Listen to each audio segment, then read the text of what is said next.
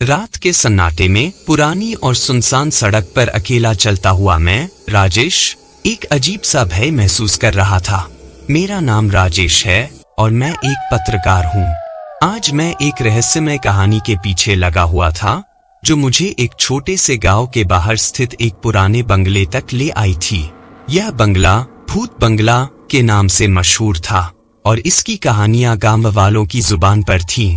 जब मैंने पहली बार उस बंगले को देखा तो उसकी टूटी फूटी दीवारें और जर्जर खिड़कियां देखकर रोंगटे खड़े हो गए। लगता था जैसे यह जगह बरसों से वीरान पड़ी हो। चांदनी रात में उस बंगले की परछाई और भी डरावनी लग रही थी। मैंने साहस बटोरते हुए दरवाजा खोला जो चरमराते हुए खुला। अंदर घुप्प अंधेरा था और एक सड़ी गली सी गंध आ रही थी। मैंने अपनी टॉर्च जलाई और धीरे धीरे कदम बढ़ाते हुए अंदर चला गया। अंदर एक बड़ा हॉल था जिसमें पुराने और धूल धूसरित फर्नीचर बिखरे पड़े थे। दीवारों पर कई चित्र लगे थे जिनमें से कुछ अजीब और भयानक लग रहे थे। सबसे ज्यादा ध्यान खींचने वाला चित्र एक परिवार का था जिसमें एक आदमी, औरत और एक छोटा बच्चा दिख रहे थे। उनकी आंखों में एक अजीब सी उदासी थी जो मुझे भीतर तक झकझोर रही थी। जैसे ही मैं उस चित्र के पास पहुंचा, अचानक ही कमरे में एक ठंडी हवा का झोंका आया और दरवाजे जोर से बंद हो गए। मेरी दिल की धड़कन तेज हो गई।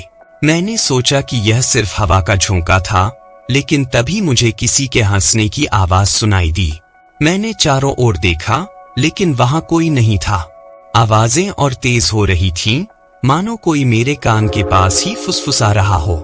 मैंने अपने आप को शांत करने की कोशिश की और सोचा कि यह सब मेरी कल्पना है। मैंने हिम्मत जुटाई और सीढ़ियों की ओर बढ़ा। सीढ़ियां चढ़ते समय हर कदम पर वो चरमराहट और उस पर बैठी धूल की मोटी परतें किसी डरावने सपने जैसी लग रही थीं। ऊपर पहुंचकर मैंने देखा कि वहां कई कमरे थे जिनके दरवाजे आधे खुले और आधे बंद थे। मैंने पहला कमरा खोला। वहां एक पुराना पलंग और टूटे हुए फर्नीचर के टुकड़े पड़े थे। अचानक मुझे दीवार पर लगे एक आईने में कुछ हलचल सी दिखी। मैंने ध्यान से देखा तो मुझे अपने पीछे एक परछाई सी नजर आई। मैंने पलट कर देखा, लेकिन वहां कोई नहीं था। मेरे अंदर का डर और बढ़ गया। मैंने दूसरे कमरे का दरवाजा खोला और जैसे ही मैंने अंदर कदम रखा, मुझे ऐसा लगा कि किसी ने मुझे पीछे से धक्का दिया हो। मैं गिरते गिरते बचा। कमरे में अजीब सी सिसकियां सुनाई दे रही थी। कमरे की एक अलमारी में मुझे एक पुरानी डायरी मिली। मैंने उसे खोलकर पढ़ना शुरू किया। उसमें उस परिवार की कहानियां लिखी थीं जो इस बंगले में रहते थे। डायरी में लिखा था कि उस परिवार के साथ एक बड़ी दुर्घटना हुई थी जिसमें उस औरत और बच्चे की मौत हो गई थी और तब से ही इस बंगले में अजीब घटनाएं घटने लगी थी। डायरी के आखिरी पन्ने पर लिखा था कि यह सब एक प्राचीन श्राप के कारण हो रहा है और जो भी इस बंगले में आता है उसे इन आत्माओं का सामना करना पड़ता है। अचानक ही कमरे में सब कुछ हिलने लगा जैसे कोई भूचाल आया हो। मेरे चारों ओर की चीजें अपने आप हिलने लगीं और अचानक ही मुझे उस औरत और बच्चे की आत्माएं दिखाई दी। उनकी आंखों में अपार दुख और गुस्सा था। मैंने समझ लिया कि यहाँ रुकना मेरे लिए खतरनाक हो सकता है। मैंने जितनी जल्दी हो सका वहां से भागने की कोशिश की।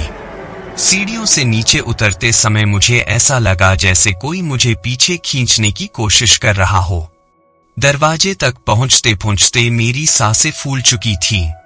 आखिरकार मैंने दरवाजा खोलकर बाहर छलांग लगाई और तेजी से दौड़ने लगा। बाहर आते ही मुझे एक अजीब सा सुकून महसूस हुआ, जैसे किसी ने मुझे मौत के मुहर से खींच लिया हो। गांव वालों को जब मैंने अपनी आपबीती सुनाई तो उन्होंने कहा कि इस बंगले में अब तक कई लोग गए हैं, लेकिन कोई वापस नहीं आया।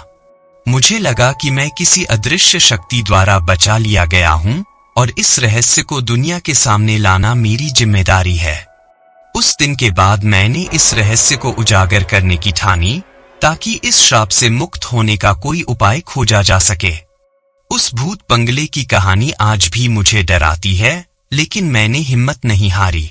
मेरी पत्रकारिता का यह अनुभव मेरे जीवन का सबसे खतरनाक और रोमांचक सफर था। ऐसी ही वीडियो देखने के लिए हमारे चैनल को सब्सक्राइब करें। धन्यवाद।